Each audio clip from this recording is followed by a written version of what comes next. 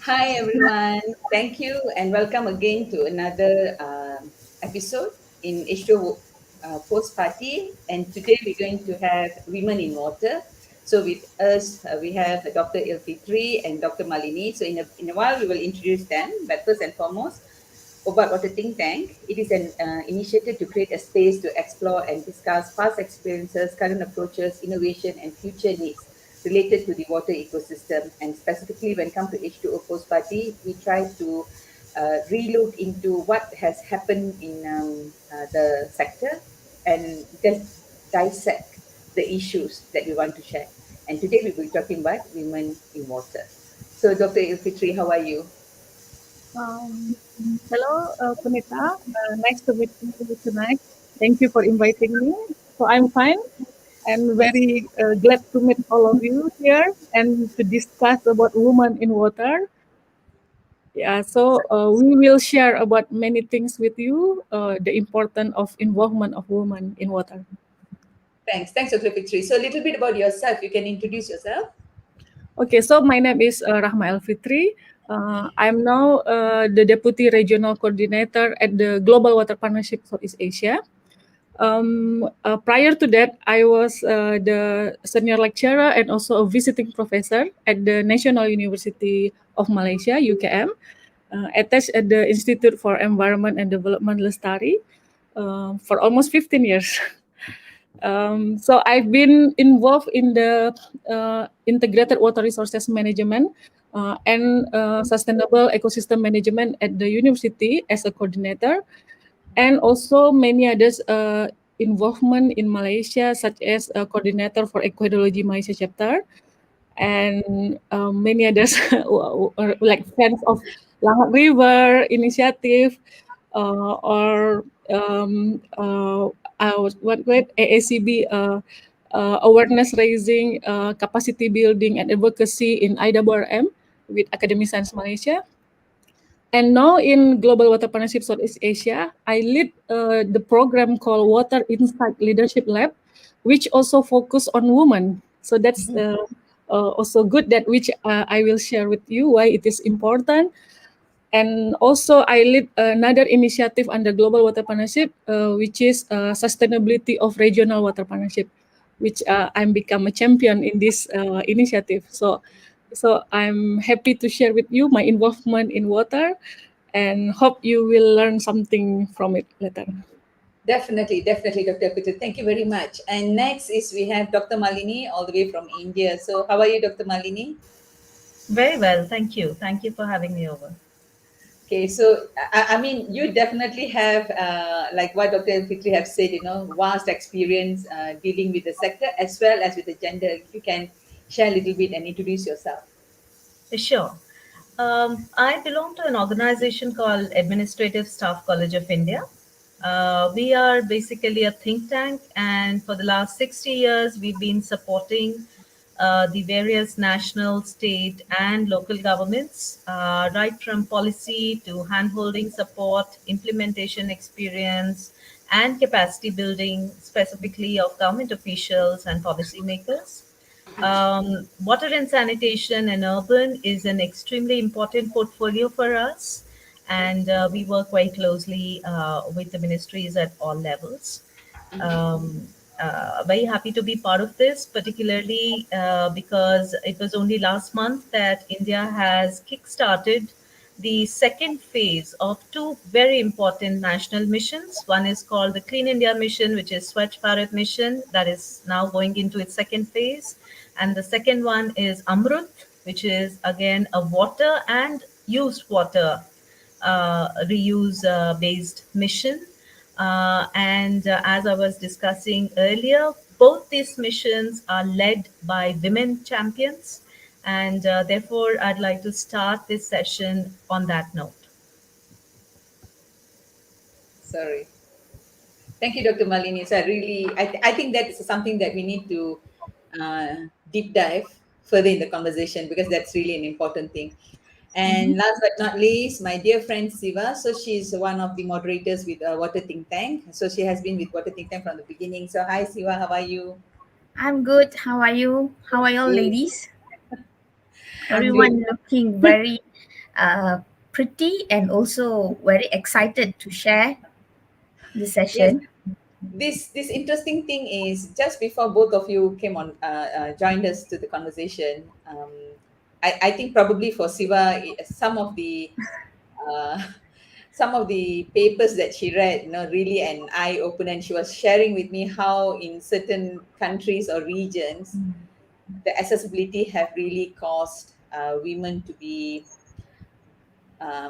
unfairly discriminated, whether it's knowingly or otherwise. If Siva can actually share the some of the what aspects that you read. Yeah. Actually, I was reading an article published in somewhere last year during this Women International Day in city of Cape Town, Africa. So they have called all the women and also those involved in this politics, right? Regulators and also policymakers to discuss on this negative impact and long-term effect on women due to lack of access to water. So during the conversation, they actually found out that some of the children, some of the kids are dropped out, like what we were discussing, Ma'am Punita. Some of the kids dropped out from school because they have to wake up very early in the morning. They have to walk long distance, about 2 to 3 kilometers, just to get fetch water. And then by the time they get back home, it's like totally they get very exhausted and they do not go to school. So this for us, maybe in Malaysia or some of the leading countries, this is not an issue. But for them, this has been a very big issue because most of the women there are illiterates. Mm, So this mm, is one thing that they were very concerned about, and also they some of the women. They raised up this concern that a woman do not have an access to proper sanitation facilities. This is very common we hear most of the time. So they have to walk to communal public toilets or empty areas to carry out their needs.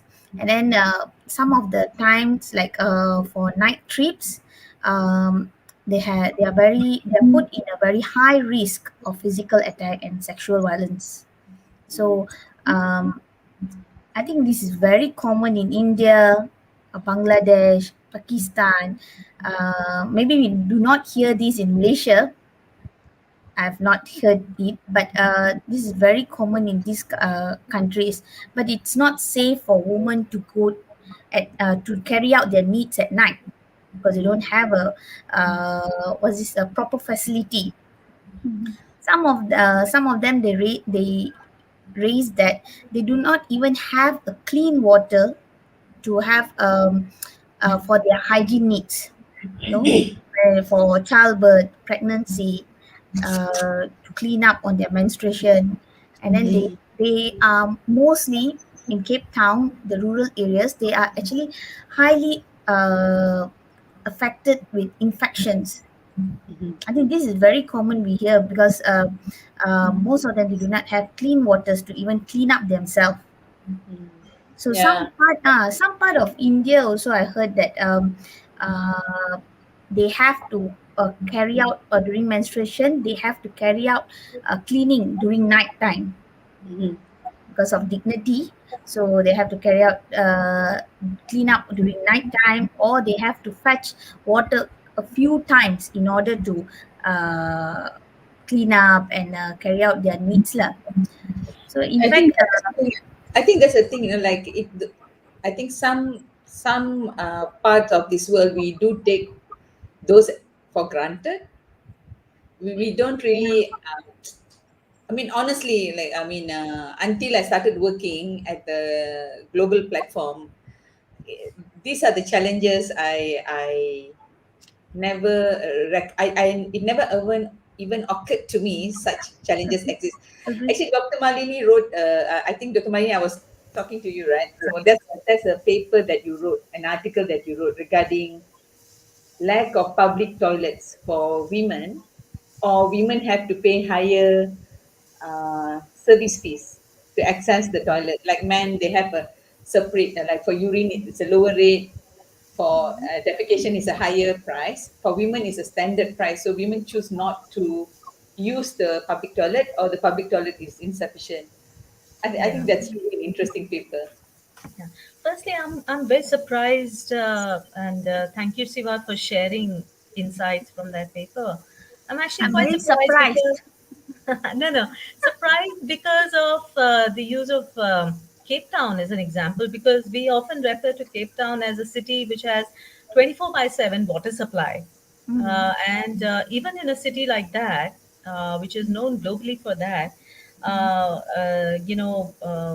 having issues with regard to access, perhaps it must be in some urban poor settlements that Yeah, they are struggling. yeah, yeah. So, with regards the comments that you made with regards India in terms of access to toilets, I think India has come quite far in the last 4 to 5 years with the Swachh Bharat mission one. That is, so the access has been really accelerated. However, gaps exist when it comes to gender equity. Yeah. So, for example, the point that Punita made, when it comes to making public toilets available, whether it is in open markets or is in very high-end malls, you would find that they are still not inclusive in the sense if you have equal number of units for men and women, it is still not gender equity because we know that women take more time in the toilet. And therefore, the you would find that outside movie halls in great malls, you have much longer queues outside Yes. women's stalls than in. So therefore, this thinking that you give equal number of stalls and we are being gender equal might not be true, and it's a global phenomena. Uh, and the point that Punita was speaking about was an outcome of a finding from our research where we had constructed very well designed public toilets with gender segregated entrances, with all the facilities for menstrual hygiene management, and yet the footfalls were quite low. And we wanted to know why women were not using despite making all these things.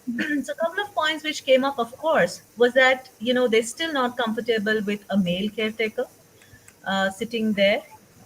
So they would prefer to go to a toilet which has a women caretaker.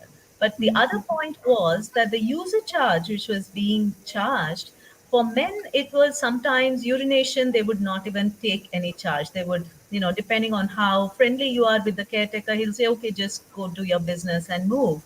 But for more involved businesses, they would charge 5 rupees, in Indian currency. Whereas for women, because they were not in a position to figure out how involved the business was, they would charge a standard rate. So, which was 5 rupees. So from zero, that go ahead, do whatever you want to and come out, to 5 rupees. So that's 500 times higher user fee for women. And these public toilets are typically established to cater to the requirements of street vendors. And for them, if they want to use the toilet for 3 times a day, that's quite a steep amount. And therefore, they started continued consuming lower amounts of water so that their usage can be minimized to as much as possible. I think those were the points that we highlighted that. Equity doesn't mean you have the equal charge for men and women. You need to consider some other aspects as well. Yeah, that is really like because when you said about like queue, even in Malaysia we can see that in shopping malls or even in airports we will see that the queue to enter the women water closets are generally longer, extends out right to the walk path, and men's one I don't quite notice any queue at all. So I was really wondering because just now Dr. Fitri was mentioning about this leadership workshop, right? So, and looking at gender equity, do you think that it's only women who can solve women's problem? No. I really because I think this is like a conversation I always have because in Malaysia, if you notice when we write policies, Dr. Fitri also has been involved in Lestari. That means you have involved in some one way or the other in policy setting. Yep. I don't recall any of the policies we actually specify there is a chapter on gender equity. I just don't recall that. When come to environment, when come to water Yeah. resources or services, I have never seen it. 21 years in this sector, I've never seen that. So I wonder whether do we need women to solve women's problem? Okay. I would like to respond on that. It's not like necessarily woman need to, I mean to solve another woman problem. But of course, as a woman, we can initiate or we can involve in solving this problem. But actually, if we together with men also, of course, with everybody or various sector, to then we can solve this problem together, especially related to the participation or involvement. Because yeah, we realize like sometimes the woman involvement is not really taken into priority. But actually, if we notice also in the whole world, actually, there is already a big step or appreciation about the woman, especially if we see the SDG itself. There is 17 SDG, and we realize as on the SDG 5, they focus on the gender equality, which is shown that all countries in the world agree that the gender equality is very important issues. That's why it's become the goals number 5, which uh, all of us or every country will work together to achieve this goal with many targets under that goal. So by 2033, um, the goals need to achieve the gender equality also. And if we see also UNESCO perspective, actually, for example, they also focusing on the gender equality that they want, because they realize that in this world there are two-third women. Yeah, I mean more than two-third population in the world are women, so that it is important that women have to be taking into account in participation of women. But maybe in terms of implementation is still lacking in some areas that is need to address after this. And if you another involvement is another focus specifically on water, for example, IWRM itself, integrated water resources management. There are 4 principles in IWRM. If you notice, the first principle is on fresh water is a finite and vulnerable resources. The second one is the water development and management should take into account the participatory approach. And the third principle, IWM initiative principle, is women play a central role in IWM. So it means under the third principle of IWM, I mean, in order to make sure the IWM will be successfully implemented, we need to take into account the woman participation. So we realize that in the world community, actually, they recognize the importance of women, but just maybe in terms of implementation at the local or national is still lacking, which we need to address together. And okay, so that's among what call it, recognizing by the world community. But then we also address, in fact, in GWP, Global Water Partnership, we recently have a study also on mainstreaming of IWRM, which address seven enablers for gender mainstreaming in IWRM especially. And one of the enabler is to make sure involvement of the gender at the local and national, including the strong commitment from the national, and for example, including also the legal aspect, including also maybe specific division or unit in the ministry that need to focus on women, and yeah, and many others, maybe specific budget or financing related on women, that will allow women participation more what more improve or yeah. Yes. like more robust and meaningful, because we don't really want to just put the corsage and carry the tea tray, right? Yes, yes, yes. So of course, we understand many lacking of the participation. But then, um, uh, can I continue still? So Yeah, that go ahead, go ahead. okay, so that in fact you make your what your pool in the Lincoln, right? Whether it is lack of opportunity or lack of what is the other one, like uh, Skills, skills. skill. So skills. actually, we understand many women have the skill, okay, including like four of us here tonight, okay. But then lack of opportunity is one of the issues, maybe also that for example, many women with the skill, but then when there is no opportunity, then we cannot participate or involve in specific action, whatever action related to water. And then but then that is maybe if we think for positive thing. But then maybe in another aspect, also lack of interest of the woman itself. But why it is lack of interest? Because maybe the woman itself lack of knowledge. They don't understand why they need to be participate or involved in the water.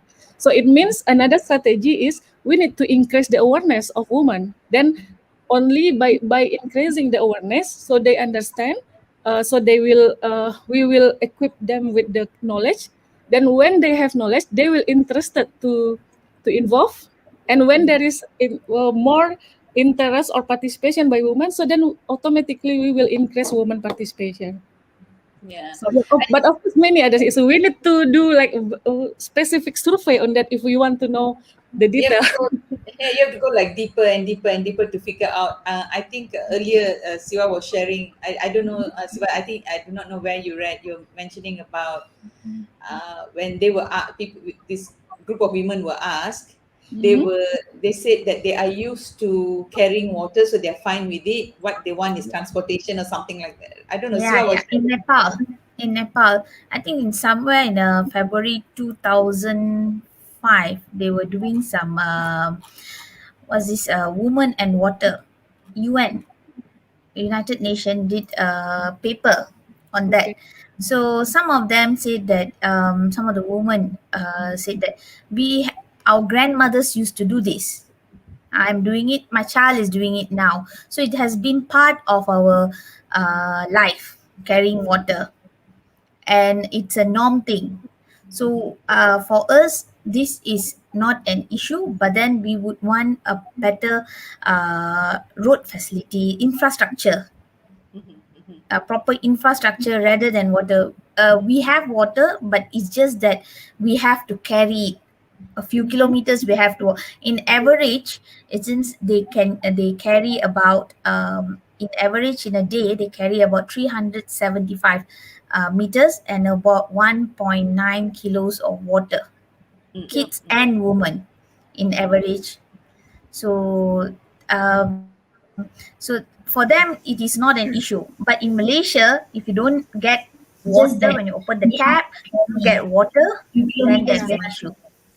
Yeah, so So that in fact different area have different acceptance exactly, or different, yeah, different yes, for them there acknowledge. is water, it's just that it's a bit difficult for us to have, but it's fine, we have been living with it. Yeah. Dr. Like Yeah. Malini wanted to say something, Dr. Malini. Yeah, okay, I just wanted to make a couple of quick responses and strengthen agreement with the previous speakers. mhm, I think it's extremely important to have women leaders, not because they are the only ones who can support women, but because through demonstration they bring in a lot of confidence in other women, and I think that is critical in this context. The other thing is, I think we also need women in leadership positions to change the narrative, because even in our discussion right now, we continue to speak about women as beneficiaries. How do we make their lives easier in helping them do what they anyway are expected to do? See, for example, you take any article which is written on women and water, the first statement invariably will be women and water are inseparable. Why the hell? Why don't you say water is inseparable and it's important for us? Which means implicitly we are saying that it is a responsibility of the women to provide for water and take care of sanitation using water in the household. Therefore, let us make her life easier. However, we are not changing the narrative to say, bloody hell, everybody join in. It's not just her responsibility. There is an Yeah. NGO, just to Shiva's point earlier about Nepal, an NGO in India working in Rajasthan, same problem, Shiva, of carrying water for huge kilometers in a day. So they have, in order to reduce the burden, they have come up with this drum which can be rolled. So instead of carrying water on their heads over long distances, you can just roll it and it's easier. So, yes, absolutely. But again, you're looking at women as a beneficiary again. How do I Yep. reduce her burden? You're not saying how do I shift her Agree. burden and make others. So, I think women leaders are also required from that point of view, that how do we change this entire narrative that it is a woman's responsibility and not just look at her as a beneficiary. It takes time, but you need women there. The other point that I've seen and I feel is grossly lacking for both men and women, and as capacity builders, we need to really strengthen this component, is how do we use gender inclusive language? If you see many of the job descriptions, when you're, in order to become gender inclusive, you write the text as it is, but in the end you will write, we encourage women participants to apply. So all your sins are resolved if you just add a sentence that women are encouraged. But the very fact Formality. that, yeah, the very fact that the language itself may be very upsetting. See, for example, things like extensive travel required to different parts in the country is not a gender inclusive language, because you know that if there is a woman in a senior position, she may have other responsibilities. So how do you tone that down, saying travel is required, and instead of saying extensive travel, so it's making as if only men who have no responsibilities at home can take it up. So I think this training on gender inclusive language is a mandatory requirement, not just for men but also women. I just wanted Mm. to say these points. Actually, Yeah. adding on to that, Dr. Malini, in fact, while I was reading the paper, some women in Nepal, they in fact raised their concern saying that when you're doing an infrastructure planning, please do include women in Yep.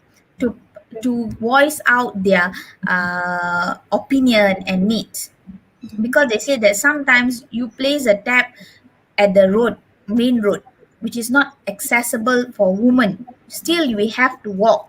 So they are telling that get women to participate into this planning works, so that because we are the main user, so So in I order. wanted to actually, just building on your point and what Dr. Elfitri had said earlier.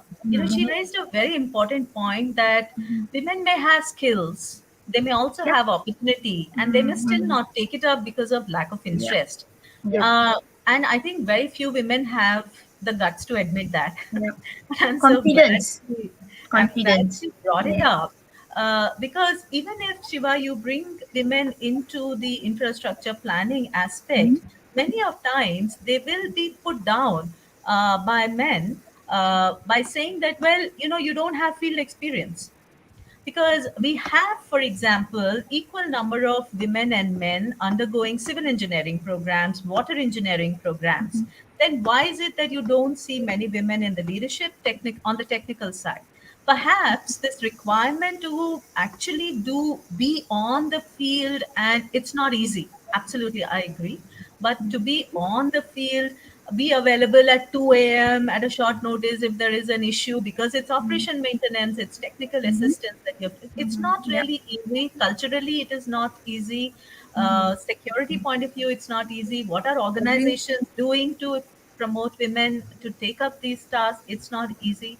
And therefore, the lack of interest. So you'd find many women, senior positions in things like monitoring and evaluation, ICT, those kind of positions in the water utilities and sanitation utilities, but not necessarily as engineering chief. you may not find, despite women being engineers and being trained as engineers. So it's a combination of women themselves wanting to do it. It's tough, and also a lot of these, it's increased, the toughness increased because of lack of support from organizations as well as family, to say that it's all right to take a call at 2 a.m. if you get it.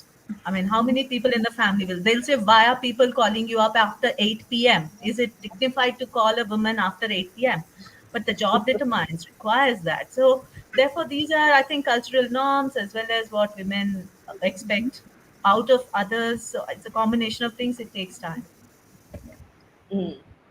Yep. Dr. Fikri, you wanted to say some, I think you wanted to say something.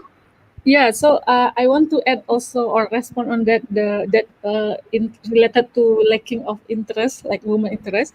Actually, I'm referring also like not women like who really walk on water. For those who work on water, of course they're interested with water. But I'm referring to the general woman in this world. So they don't interest about water because they don't know that they play important role on water, because they thought they just a normal what call it housewife, like in the at home. So they thought they don't have specific role on water, and then why they should be involved. But actually this is the one that we need to address to them, because actually women are the most important stakeholder actually, at the grassroots level, starting from home. Well, because they use water in all walk of life, like for example at home, for cleaning, for cooking, for washing. If they can, for example, if they understand the importance of water, they can save water by recycle or reduce the use of water. And then maybe they properly, this is the basic water saving things, like properly what call it throw water after they use, like maybe uh, recycle it, or for example they wash their clothes after it is full load, and then or after washing the vegetable, they can reuse the water again. So that's the basic water saving things. If women understand, all women understand, they can help or contribute to the environment, to the world community. But because they don't understand, because they just talk that they're just a normal housewife at home, so why they should be involved. So that's what I mean. Because imagine if all people, or if all women at home understand that they play important role, in water management, starting from their home, we can increase or their awareness, and we can reduce the impact of the pollution impact into the environment, especially into our waterways. Because many pollution, for example, if we see at the river, of course many pollution also from industries, but also if we understand, if we notice at the housing area, we can find many also pollution from the household activities. So that if we reduce, we can, because if all women at home understand the importance of water, so it means the women already participate in their family, at least at their home, and then automatically contribute to the communities surrounding their house. So then we will get the much better community, and much more cleaner river. So that is the intention by having what call it awareness to the woman especially. So that's because sometimes, so that's what I mean, that sometimes lack of interest of the woman because lack of knowledge, because they don't understand that they need to play important role there. But of course sometimes the woman role itself is unnoticed or forgotten by specific stakeholder, that whatever program, for example, if we notice, if we see sometimes there is no woman involved there, or they don't, they don't, sometimes, like for I also mentioned last time, because we are not invited, because it means the organizer, or whatever event or whatever program, it means the other uh, um, party there, they don't recognize the importance of women. So then that's why the woman itself, the woman don't have opportunity to be involved, because sometimes another stakeholder also don't invite them, or don't include them in the whatever program or committee or initiative. So that's so I think both part is there is a different problem there, but of course, as a woman who involved in water, we need to raise this issue and raise the awareness of women, so then we can increase the woman participation at the grassroots level also, and also increase woman participation at the high level activities and program. So So that's this is the very point I was making, Dr. Fitri, where I said we need to change the narrative. We are still working with the narrative that women has to take care of all the chores, and therefore let's educate her on importance of water conservation. Mhm. Why only women needs to be educated? The entire family has to be educated on. I completely agree water conservation is important, but Mhm. firstly, as a citizen, whether a man or a woman, I should not be thinking about whether the tap that I have in the house will have flowing water or not, and whether it is safe or not. I should not Mhm. be thinking this is the responsibility of the government and they should provide it to me. It's my right. Now, firstly, as a woman, I'm already burdened. Then I have societal burdens of expectations that I'm supposed to do all that. Now I have a third burden that I'm not only supposed to use water and make things, but I should also conserve it. So I think this is the narrative that I want to change, that it is a joint responsibility. And as Yes. professionals, when we are writing women and water, we cannot promote this that women are and water are inseparable because they have to do household chores. No. Yeah, I think when come to that, the awareness campaign that is being given and targeting women, I think Mhm. the conversation must cover both. One is Yes. what must be done for the environment and good for themselves, and number two, why they should, educate them enough or empower them enough to say that Yes. responsibility must be shared, a shared Yep. responsibility. Yeah, Because I think I agree with that. because I right think now it should be as a everybody's responsibility in the family. Yeah, because no, women are still the primary caretaker, right? yeah, Mm, I, This I agree with the statement that water is everybody's responsibility, so that uh, all of us must play our important role in water, including, for example, government do their part on providing water, or what call it, as an enabler, and mhm, then as the NGO, maybe they raise awareness or the importance of water, or conduct various program, and then as a, what else, as a private sector, maybe do the water, what call it, like involve with, if it is water company, of course, make sure providing water in good quality.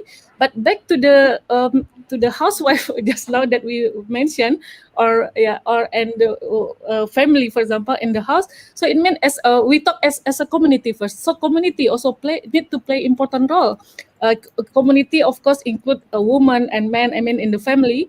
Community need to play important role, because that is sometimes the problem, in my opinion. If if we think like only the government that need to provide the water or need to take care of the water, which is, that is, for me, that is the wrong assumption by the community. Because if they depends on the government only, that's why mostly then community just throw away the garbage into the river, for example, or it means they don't, we, because as a community, part of the community, we should help the community and help to conserve our environment, but not that we just do what call it, just I mean, contribute to the pollution, and we let government to clean it, because it is wrong perception that we must change.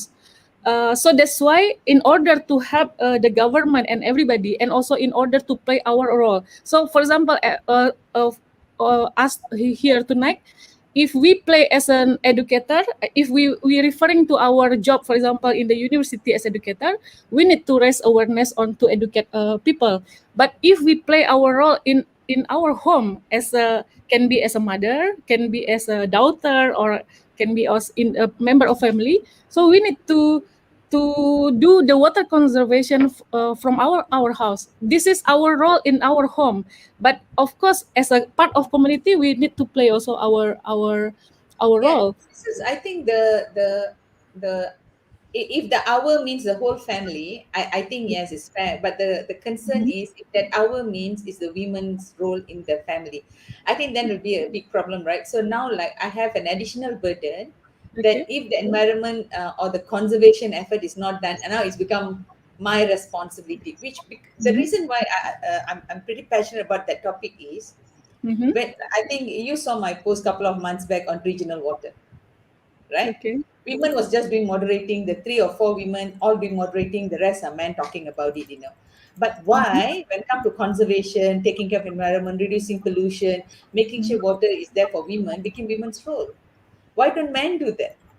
Why don't they walk and carry? Because they are the one who wants to sit and not, like, if you look at the government agencies. I mean, I was so happy to hear the that was is a chief under secretary for CASA. CASA is the water ministry of Malaysia. When he actually said, he actually makes it a point. He want, if there is no 50% women participation, he do not want to attend that event. I thought that's really wonderful because he really want women to be there, Yeah, to be involved. How many personalities do we hear says that? I Like know. like in, like in Malaysia, I don't quite see that conversation about creating that equity is totally not happening. It's totally not happening.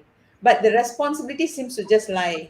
You do it, you figure out. It's a kind of situation. And of course, when we talk about certain region, like, early Dr. Malini shared and Siva was sharing about Nepal and, maybe some outskirts or slum areas in Cape Town or whatnot. Like in Mhm. Malaysia, you know that women are working as well, Mhm. right? I mean, literally, like, you will have most of the families have dual income families. Both husband and wife do work, but we Okay. do not really see much of the decision making role is given or assigned or empowered. So I think probably is a good time, when we have public outreach programs, we have awareness campaigns related to water, the women also must be empowered to assign or to delegate or to get everybody involved. Because I think it's way too much responsibility just to put on one person's shoulder. I think there's a question. Just let me I just answer. want to, yeah, go ahead. Mr. Dore, Mr. Dore actually posed a question. Two-thirds of population is women, is it? So I did a quick Google. I think maybe Dr. Ilfitri was referring to some other statistics, but UNESCO, yeah. the global population is about 49.58. That makes about 50% of the population is women. And with 70 or over percent of the women who are, like, I think 70 something percent are primary caretakers, hence the conversation about women and the impact on them. Mhm. Literally, either they assign to themselves. I think one thing is sometimes we assign to ourselves. Another thing is the community as a whole and the family just dump that responsibility, puts that challenge. But Um, I Okay. There is another question on book Khalifa. I think that is not a topic for today, so we will pick it up on Yeah. another session. Let me We see if have we a can. session coming up. I had a response on the actually, one Please. of the questions about, is it not enough if we just recognize the current situation and not force gender balance? Why do we have to let it be gradual? Why do we have to force inclusion? So I just wanted to speak about the most recent report by World Economic Forum, Mhm. which speaks about, it draws a comparison of gender equity just prior to the COVID pandemic and immediately after. And it's really disheartening to see the spike in domestic violence and how gender equity has been flouted in many countries. In fact, India has slipped 28 places when you compare pre pandemic and post pandemic. And the estimation earlier was that it would take about 100 years for the world to move towards a slightly more equitable society. That has been revised to 135 years. So, no, it's not enough to just recognize. We all recognize it's important. We all make political statements that we honor women. It's important now to force and act. Because that's the only way we can really undo the damage that the pandemic has done and many other damages which are happening. So can you share a little bit, Dr. Malini, how does two women leading or championing the new missions in India, how that happened? That is impressive. Yeah, so both the Swachh Bharat mission, which is the Clean India mission, and the Amrit mission, which deals with safe drinking water as well as wastewater and sewage. These are led by women. Of course, we also have the Defense Ministry, which is led by a woman champion in India. So, very nice developments.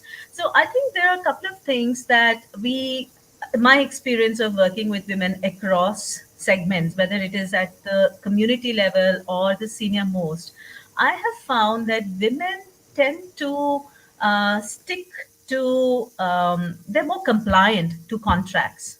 They're more particular. I love your dog coming in there. They're more particular about the deadlines. So somehow you feel that women are more organized, more disciplined. They demand more out of others in a specific time, and then they don't encroach into your free time. So it's not okay for you to call me at 10 p.m. because I don't think it's okay with me. I don't do it to you either. Whereas for men, it's a 24-hour thing, and it's fashionable to say I work 24 by 7. It's not. So I think there's a lot of women leaders bring in a lot of discipline. They bring in work-life balance. They are also very particular about deadlines, and it's really heartening to see the two leaders. You should attend some of the meetings, the review meetings they conduct. They are taskmasters, and they know what they're talking about. So I think there is a lot of, and you would also see that there is considerable, and this is to Dr. El-Fitri's point also, there's a considerable spike in the funding support towards behavior change and bringing gender equity within both the programs. So you would find that spike, and I think a part of it, I feel more assured that these will get implemented with women leadership there. That's nice. So I think that's what Dr. Al-Fitri is trying to do as well, right? On the leadership workshop. If you can share a little bit, what do you think we can see as output? Dr. Al-Fitri, you're on mute. You're on mute. For the program that I mentioned just now, Yeah. Water Insight Leadership Lab or WIL, it is comprised of the uh, water leaders development program also, like for to train people about water.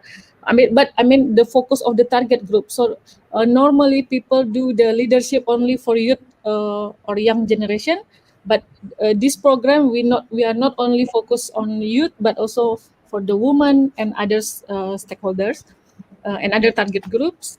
And in fact we realized that all people all water professional need to be involved, because if we realize in the practice in the working life or in this world, um, we always work on water with various people, include women, youth, and sometimes adult also. So that's why we cannot only focus on youth or future generation, but we need to target to all people, because in reality we work on water with various diverse age like that. So then for the woman, because we recognize the importance of woman as a important stakeholder in water.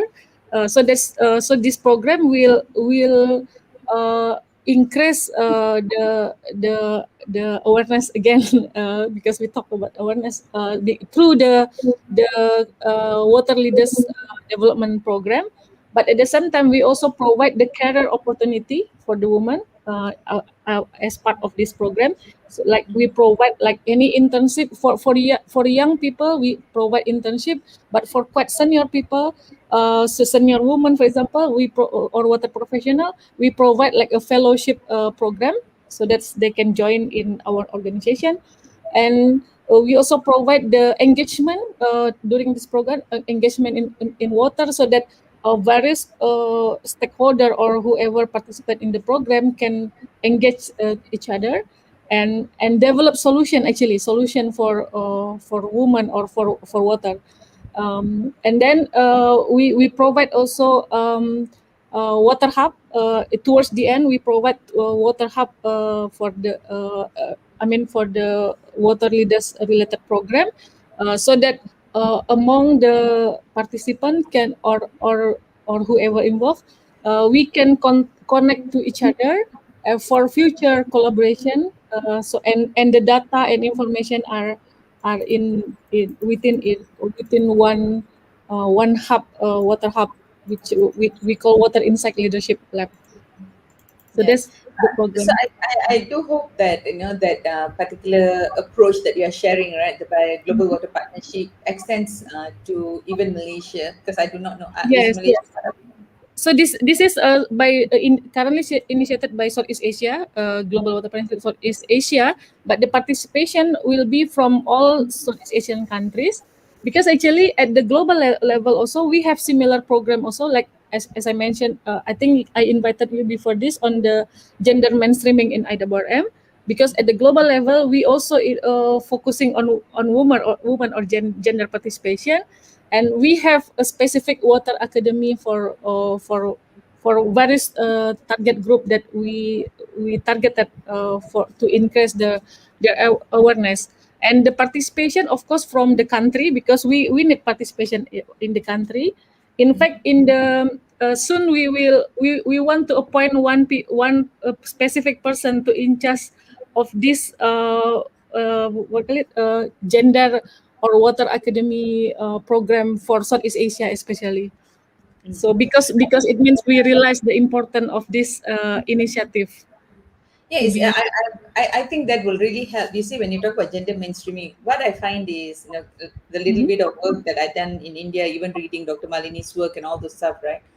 There mhm, is a very strategic, planned approach to involve women in all mhm, level and getting them to participate. Even I think one of the state in mhm, Odisha, they even encourage, like, not just when we talk about not purely women, because we also have to talk about mhm, the gender non-conforming persons or transgenders, right? Like in mhm, the like one particular city in Odisha, they actually encourage or this marginalized community to participate in the service provision from a business angle. So it is really planned, thought through, and there's a strategy for it.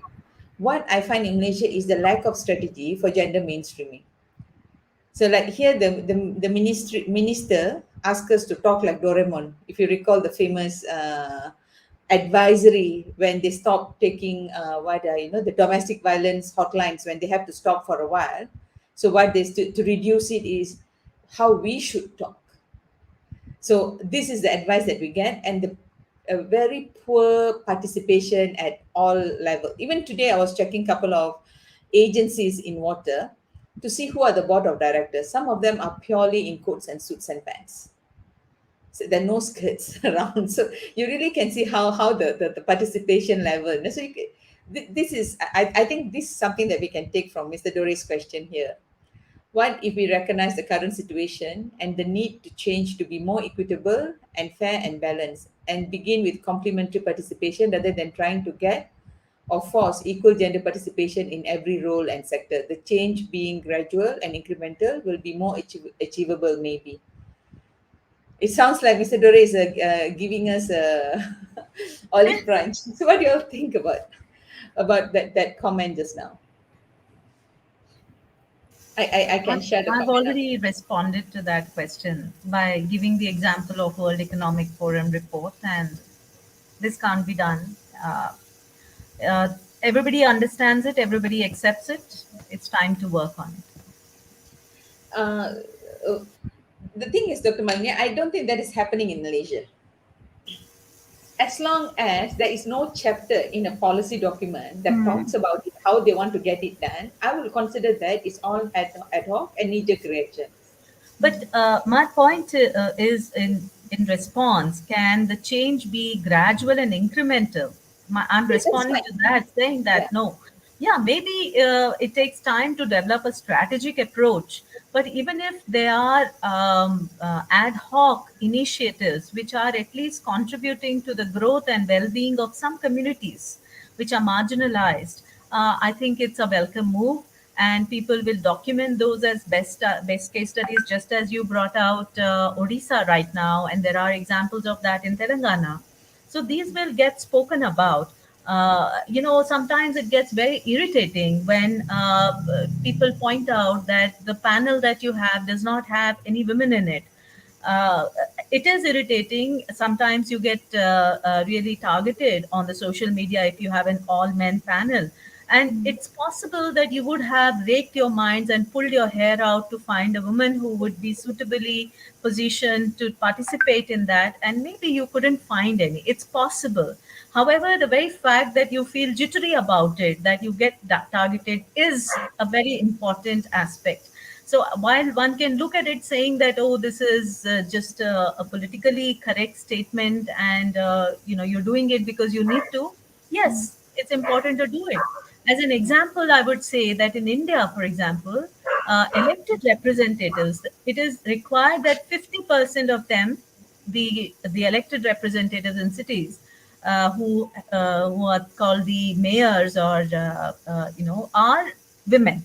So what has happened is, typically the men who want that position would put the nomination on their wife's name, and then when the wife wins the election, you would find two chairs being placed. Yeah, the lady will be there, and so will be the husband. And I have seen with my own eyes how this two chairs becomes one over a period of 3 years. So year one, you would find two chairs, man and women. Year two, you would find the second chair, which belongs to the man, going a little away. Year three, you would find only the woman's chair. And power is addictive, and women like it too. So I think somewhere you have to force it down, saying that let's make a start, and women who are worthy will rise to the top, and women who are not will learn, and others will also learn and get there. But I would strongly go against this, that let's make it gradual, let's not force it. I think we need to force it. Yeah, I agree with you on that part where um, recognizing current situation, that's not really an option because current situation is as is. That's the baseline. So how to shift that baseline, how to create that conversation. But of course, one thing is women who manage to break the ceiling and enter certain positions shouldn't slam the door behind them. They should keep the door open and let others come in. Otherwise, it's really a wasted space, even allowing or supporting or championing for that women to take that role. So I think there's always there is a responsibility that women must take themselves. When we reach that position, we do have an obligation to hold the door open and guide somebody who's worthy, without a doubt. And as well as I think when we're looking about this water conversation, right? I mean, I'm glad Dr. Malini raised that component about assigning or delegating that primary caretaker role that somehow we have held on forever, and assigning it to another party. That means I'm really looking at how public outreach program or awareness campaigns, how it must be expanded. The knowledge should the awareness should go beyond how to tackle with water issues alone, and should expand to how the primary caretaker, what else you can do with your time, because that shouldn't be the only path that you have, taking care of family. So that shouldn't be the only role a woman should be assigned to know. That means because we do not want, when we are dead, our tombstone says that she took care and she died. Right? We want something more to say on our tombstone, or when we leave the world. So I think that should be something that really should be considered. I really feel, from my own personal opinion, I really feel Malaysia has not progressed, hasn't Yep. progressed really, Agree. because like When I joined this sector way back in year 2000, yes, there's very few women in the technical and operational department. There's extremely few. There could be barely, like, you can count with your two hands, kind of thing. 20 years on, there are many women who have penetrated and now working as engineers or technical people, working in operation lines, doing fantastic job. But I do not see the same number trickling up. That is 20 years. That kind of graduality scares me. Are we supposed to see, if you really look at this particular companies, if you look at management level and all those things, you do not see that kind of numbers going up. Somehow they have stuck at that junior executive or senior executive levels. They didn't go to the management or board level. So that graduality worries me. So I really like a bit of force being put in place. They have to put things in place, and there are plenty of skilled, resourceful and smart women around. I guess they have to look. I mean, it's just that whether they want to give, not just as a wallflower. Because I remember there's one particular panel I was invited last minute. The reason is they do not have um, a balance, gender balance Mm. panel. Obviously, I'm not going to participate because you are not. How come it skip your mind? How did it skip your mind? There's so many smart women around, and how did it skip your mind? So I think this is what I will call that the cooler water cooler talk, or I will normally use the fire exit talk. Normally, you will see a bunch of men, gather around the fire exit and smoke. So that is the group. That is the one that will be championing or grouping that will happen. I think these are the weaknesses uh, in how people get selected or recognized to be put in the decision making roles.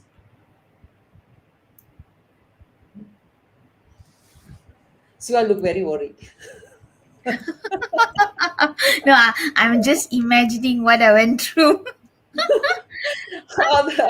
Because Siva is actually from construction line, so I guess it will be Yeah, even more challenging because she's actually working yeah. in the construction line. It's a bit That is, challenging because I work in a man's world. Practically, I work in a man's world. When I graduated in from technical university, it was all my life. I think so. It was fully surrounded by men's.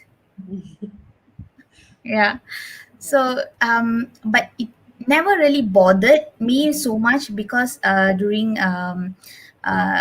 the university days, we were given equal chance to participate and also to carry out all these whatever tasks given and assignment equally, male and female. We were never given discriminated or what. I should not be using that word, but it's the right word, right? So but then when I joined the water wastewater industry as a construction line, it was tough to be leading a project, and especially you're a woman in a man's world. It's very tough, uh, but I'm very thankful because my company uh, encourage, and also they do allow women to take lead. So thanks to UEM as well.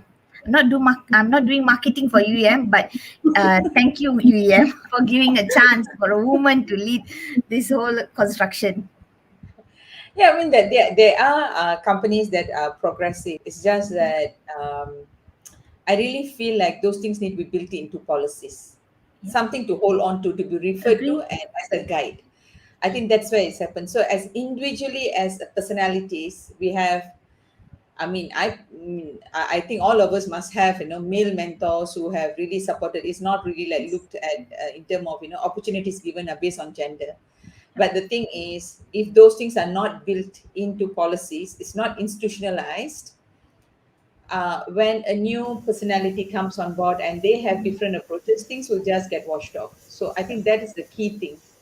All the things must be planned and put in order. No, I that is agree with so the true. That is so true. And just one more point. All the women who are blessed with male members, mentors who are gender inclusive, yeah. unfortunately, those mentors don't realize that they are one in a million. and therefore they don't institutionalize these processes, and therefore they do not understand the gravity of working with a mentor who is not inclusive. Mm-hmm. Mm, So they feel that why should they do it? So this is because I'm doing well and I'm good to my colleagues, others must also be good. So they don't realize the gravity of it. So yes, so those of us blessed with yes, inclusive male mentors, we should let them know that they are inclusive and others are not, and they should do something yes, about that as well. Yes, yes. yes. I agree. Agree. Most of my mentors are male. Yeah, most. Because you're in construction line. Yeah, So I now had you have a responsibility even to get. when I was even when we were. I mean, even when we were in India Water, most of our mentors are males. Ma- We had Mr. Dore. Yes, Mr. Dore. Mr. Dore was our mentor. We had Mr. Morton. We had uh, Kumaravale, and then we had my COO, Mr. Wong. All my mentors were men, mm. so I became a very strong woman. Oh, that is something I can't agree. You're a strong woman because you're a strong woman. I don't think a man can be No, that. I think they made me strong to be in the construction line to make to have a very good decision making, and to Mm. be brave enough to make decisions and things. The like what Dr. Malini said. Most of us are fortunate to have that. Mhm. Yeah, Yeah. actually, actually when we're talking about gender equity, of course, earlier we talked about accessibility, decision making, and here and there we talked about engagement or the consultation process and all those things. But I think one component that is not really has been really explored much yet is on the behavioral insight approaches, right? So recently, I was looking at a article that has been published where people look at being sustainable, being green, and being environmentally friendly as a feminine behavior. So this is what has been. So I think more so, I felt like probably that's the reason a lot of public outreach program that doesn't engage women into the conversation Mm. doesn't really produce the expected outcome, because probably I do not know how things are being designed specifically, but normally it's like the timing when it's being organized or the days it's being organized, right? So all those things. So the need to have those kind of conversation, especially when it comes to public outreach, is super important, because that behavior, how individually people behave, I think there's not much of research being done in that segment yet, except for that one article that I found where a couple of research has been done, and where they said that people perceive those who are green are more feminine in nature. I don't know, Dr. Fitri, is there such studies or by Dr. Malini or you have done in terms of research? Is anything in related to that? No, not specific research on that, but I just make my own summary also on that, because it means if there is not many women at those position, for example, it means or maybe you said maybe not satisfied with the report, or the output maybe.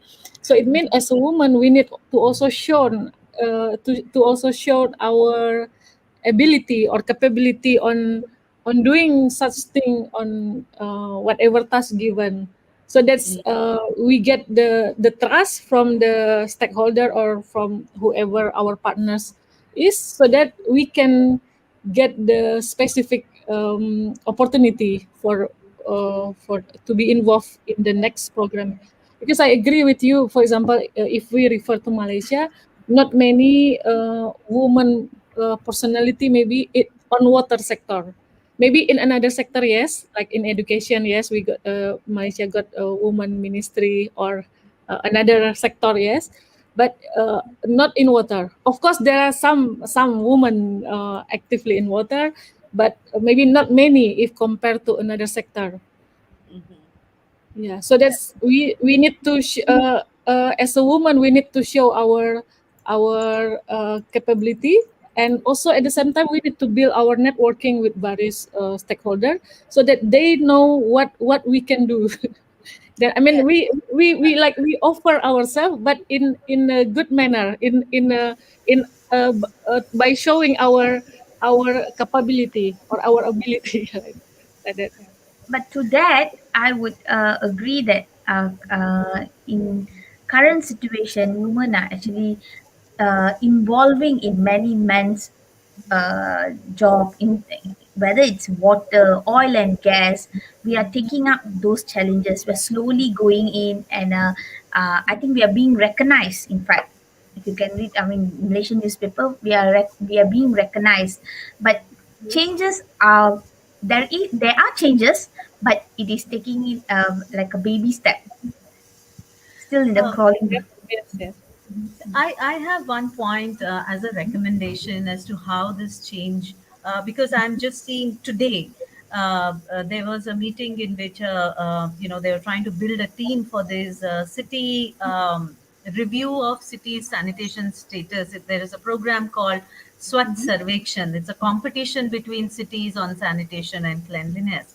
Okay. And one of the members in the state level who's leading this is building the team, and he says, no, no, no women in this, please. Keep women out of it. Why? Because you have to work very closely with cities to see that they implement things on the ground. And many of my team members also said, yeah, that's fine. Because they're saying because they need women to be there all over. So I said, why do they need women or men to be all over? Why don't they define the outcomes? What the hell do you want at the end of 1 month or the end of 1 week, and leave it to the woman to figure out how she does it at her own time? Yes. Just because you are attending every Sunday meeting because you enjoy a cup of tea with all the people and you feel important and you want to be there on the field throughout doesn't mean a woman can't do it at a distance. Maybe she can do a much better job on the phone without having there to attend all these silly meetings. So I think it's important that we push people to say that what is it that you want, and let the girl figure out. If she Yes. says that no, I cannot achieve it, fair enough. We'll say that the situation right now is not conducive for women to get it, although we should try to make it conducive. But without writing that outcome, you can't just say that no, no, it's very difficult. You have to float around at 3 a.m., 4 a.m. Women, most of the women people involved in sweeping streets in India are women sanitation workers. They sweep at 2 a.m. How are they doing it? If they can do it, then definitely a managerial role at 2 a.m. can be performed by a woman. An operations role can be performed by 2 a.m. Who is Agree. giving that security to those street sweepers at 2 a.m.? Obviously, there is a supervisor who's ensuring that the women who are sweeping the road is. So you give that same security. So I think we need outcomes to be spelled out. We need organizational support, and we need to stop these men on the tracks who Yeah. say that no, we need to be there on the job 24/7. It's a job. Treat it like a job. And don't tell us that you're not wasting time having a cup of tea with all and sundry. Mm. I think women I need to think be that's a the little reason. more. Yeah, I think that's the reason I was listening to you, Dr. Fitri and Siva, right? Mm-hmm. I think we all of you are women, including me, are women who are sitting at the table. So hence, there's a saying, right? If you're sitting at the table and not talking, you'll end up on the menu. So I think that's the reason. That's the reason when we sit at the table, we have to voice it. So please, I hope if there are women listening right now, or maybe those who are going to listen after this session over, at your own time, Mm-hmm. do not waste the opportunity that your great grandmothers, mothers, sisters who have given or accorded to you. Now you're sitting at that table. Please voice it. Don't waste that opportunity. Voice it and Sure. also hold the door. Don't We need slam it on people's face. we And need and to I think show when the yes, you're right. Like okay, Vanessa actually said women can go far. It is possible, but due to some patriarchal society and cultural nonsense, some still think men should lead instead of women. Hopefully, this will change. No hopes, Vanessa. It is changing. So I mean, it's true. I think that is quite a scenario. It's just that how we used to handle it and handling it right now changing. Anyway, we are past 1 hour now. It's Yeah. 1 hour 15 minutes. So ending the session, probably we just go around. Dr. Fitri, if you have something to add, a wisdom or two, a crown to throw to the crowd. Yeah. I still think that it means the opportunity is very important for women to be involved in whatever program or initiative related to water, and awareness for the woman itself also important, because as I mentioned earlier, not all women may be understand or interested to be involved in water, so that we need to increase their awareness. And then as a woman, when we already at the level of like involved in the water, but maybe we want to be to lead the way, then we need to promote ourselves so like through building networking, for example, or to of course to doing or conducting various project or activities, so that we will be recognized by others also, so that so as a woman, even as a woman, we can lead, or we can show we can involve in specific programs related to water. Thank you, Dr. Fitri. Siva? From me, it's a very good session. Thanks, both the doctors. Actually, I did not agree with the coming in live. Ma'am has pulled me in. All right. For the women out there, whether it's immaterial, whether we are in the water industry or wastewater industry, or whether in the construction, oil and gas, any industry, there will be surely bumps along the way, right? So we are there, and we will need to face them heads on. So keep going and don't give up. And I'm very sure, yeah, maybe the next session when we have another wrap up, maybe next year, we can see more changes, more involvement in women in this industry, water, especially, like um, being the stakeholder, being the user, policymakers. We can see changes, especially in Malaysia. With that, thank you so much. Thank you, Siva. Dr. Malini? No, thank you. I've already spoken more than what I should have. So it's been wonderful. Uh, it's been wonderful. Thank you very much for inviting me. And I look forward to the next session by your organization, as well Yeah. as the next session on gender when we meet and see how much progress individually we see in our own spheres of work. Thank you so much.